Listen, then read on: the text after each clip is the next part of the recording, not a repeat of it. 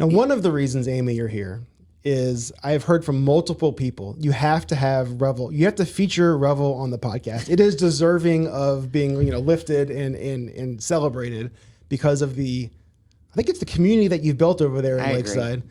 Well, good. I'm glad you agree. I love it over there, too. Yeah. Do you live over there? No, I wish. But I don't. Soon, maybe. So Juleps has been around for 20 plus years. So people listening to the podcast have had a chance to probably visit Juleps, and whether it's in the bottom or on Gray Street. Revel is relatively new. Yes. Can you explain why open Revel and what is it about it that makes it just so special? It's interesting. In 2018, this is how long it took for us to get open. My boyfriend, who is also a business partner and chef, and I were in New Orleans and ran into an old friend of mine. He said, oh, you guys drop by this place called Bacchanal wine shop. So we did. We fell in love with it. We were in New Orleans doing research for hopefully menu items for Juleps. We came away with a restaurant concept, and we obsessed over it. We're like, oh my gosh, this would be so cool in Richmond, because at the time there was really nothing much like it, in my opinion. So Bacchanal was very hippy-dippy, very laid back, like extremely, and we didn't think we should take it that far, and that guests would appreciate servers. But the other place did not have servers, so.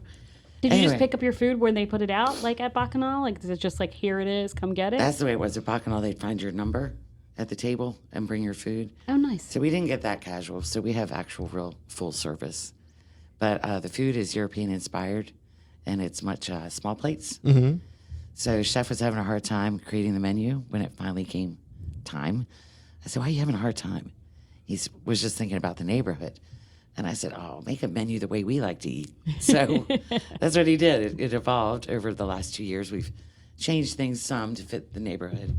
But overall, it's been really well received, and I love the food, I have to say. So let's talk about the neighborhood for a second, because Lakeside is a unique setting in and of itself. What is it about Lakeside that brought you there, and what have you kind of learned about the folks who live and work around there? It's definitely a very tight-knit community.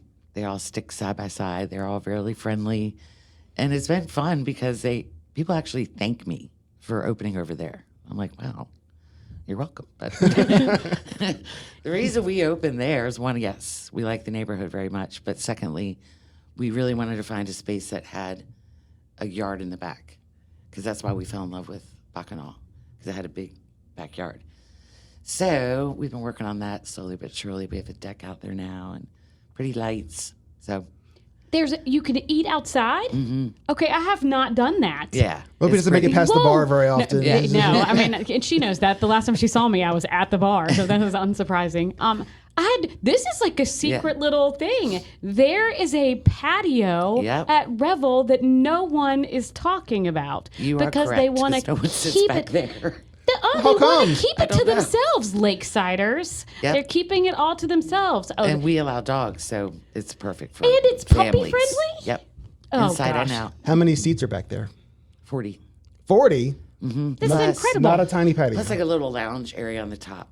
Do you guys have music back there? We're going to. Look at this. Breaking Soon. news on the Eat It Virginia. Secret patios via Amy and Revel and Lakeside. Yes. Love it. I'm like thinking I might go this week.